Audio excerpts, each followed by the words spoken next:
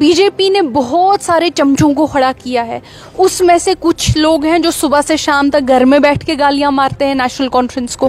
कुछ लोग हैं जो सुबह से रात तक सड़कों पे घूम घूम के गालियां मारते हैं। कुछ लोग हैं जो सड़कों पे चल के गालियां मारते हैं। कुछ लोग हैं जो इस तरह से पॉलिटिकल पार्टीज में उठ के छोटी छोटी पॉलिटिकल पार्टीज बना के हमको कमजोर करके बीजेपी का काम करना चाहते हैं। नेशनल कॉन्फ्रेंस को खत्म करना उनके लिए एक जिहाद है। ये सबसे ज्यादा नेशनल कॉन्फ्रेंस को इस वक्त खत्म कौन करना चाहता है? बीजेपी की गवर्नमेंट। इस वक्त अगर नेशनल कॉन्फ्रेंस की टक्कर किसी के साथ है तो बीजेपी की गवर्नमेंट के साथ है। अब बीजेपी ने बहुत सारे चमचों को खड़ा किया है। उसमें से कुछ लोग हैं जो सुबह से शाम तक घर में बैठ के गालियां मारते हैं नेशनल कॉन्फ्रेंस को।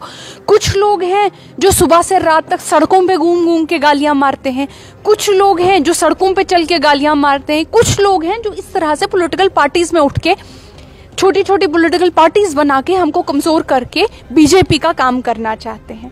लेकिन अल्ताफ बुखारी साहब, आपने स्क्रिप्ट तो बिल्कुल वही इस्तेमाल की है जो बीजेपी की स्क्रिप्ट होती है। खानदानी राज कहाँ सुनते हैं हम? बीजेपी की तरफ से। और यहाँ पे कहाँ सुनते हैं? दो लोगों की तरफ से।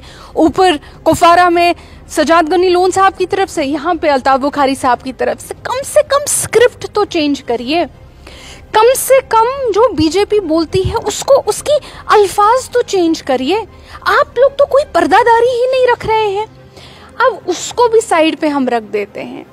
अल्ताफ बुखारी साहब, मैं आपको बोलना चाहती हूँ, नेशनल कॉन्फ्रेंस आज 90 साल से खड़ी है।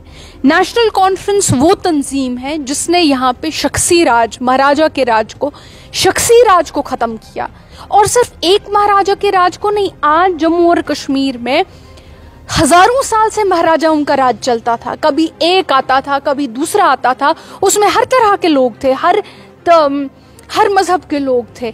हम पे जुल्म करते थे। नेशनल कॉन्फ्रेंस ने उस शख्सी राज को यहाँ से उठा के बाहर फेंका। आप हमको खत्म करेंगे? आप होते कौन? आप हमें खत्म करेंगे? हम वो लोग हैं। नेशनल कॉन्फ्रेंस आज 90 साल से खड़ी है। 90 साल से कभी बख्शी को खड़ा किया गया हमारे खिलाफ, कभी सादिक को खड़ा किया गया हमारे खिलाफ, कभी 20-20 साल तक शेख अब्दुल्ला साहब को जेल में बंद कर दिया गया, फिर और तंजीमों को खोला गया। फिर 2014-15 के बाद आपने देखा तंजीमें ही तंजीमें, पॉलिटिकल सियासी तंजीमें खुलती गई। हम वो शमा है जिस शमा को अल्लाह ने जला के रखा है।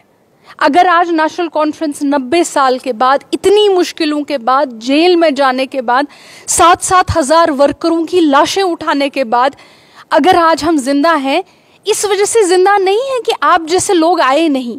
इस वजह से जिंदा नहीं है कि आप जैसी बीटीओ को खड़ा नहीं किया गया। इस वजह से जिंदा है कि उस अल्लाह की मर्जी थी कि नेशनल कॉन्फ्रेंस जिंदा रहेगी। 90 साल पहले भी जिंदा थे और 90 साल बाद भी जिंदा होंगे। आज वो बख्शी कहाँ है? मुझे बताइए। वो सादिक साहब कहाँ है? आज वो बीटी पे कहाँ है? वो जो इंडिपेंडेंट छोटे छोटे कैंडिडेट हमारा वोट काटने के लिए रहे, बीजेपी और सेंट्रल गवर्नमेंट्स ने खड़े किए थे, वो छोटे छोटे इंडिपेंडेंट कैंडिडेट कहाँ है? वो लोग नहीं रहे, नेशनल कॉन्फ्रेंस रही। और मैं आपको बताती हूँ कि आपकी जो ये क्या नई तंजीम का नाम रखा है, ये भी 2-4 साल बाद कहीं नहीं होगी। लेकिन नेशनल कॉन्फ्रेंस इंशाल्लाह उस अल्लाह की मदद से डटी रहेगी, यहाँ के लोगों के साथ डटी रहेगी।